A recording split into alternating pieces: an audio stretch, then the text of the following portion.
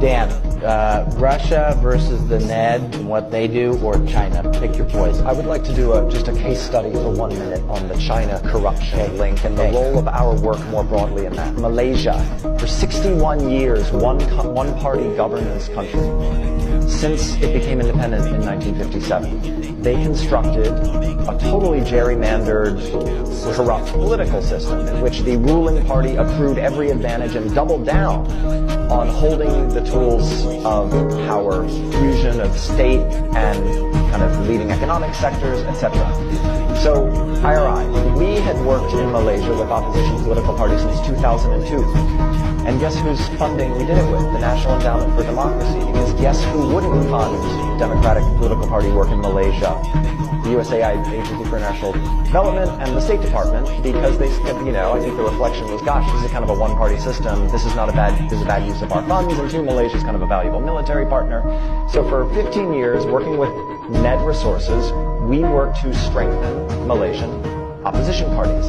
And guess what happened 2 months ago? After 61 years, they won. Not thanks to us, thanks to them. The good guys. There was such a reaction to the excesses of corruption and cronyism and nepotism. It had nothing to do with us. But it was the excesses of the one-party state, the kind of logical culmination of the abuses of power in this quite rich Southeast Asian country.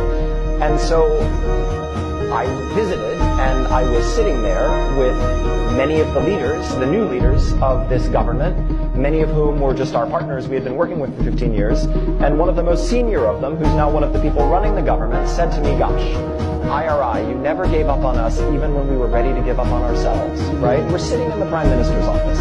Here we are. That's a tribute to them, not a tribute to us, but it's an example of playing the long game. And the reason I wanted to bring this up is the link.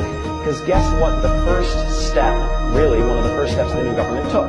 It froze Chinese infrastructure investments because it had opened the books and discovered that there was a lot of funny money swishing around what had been this very corrupt, closed, unaccountable system, right? And so there is a big corruption cleanup and there's a big kind of a deep dive on foreign influence in this country. This is not a hugely pro-American country. It's probably never going to be an actual U.S. ally.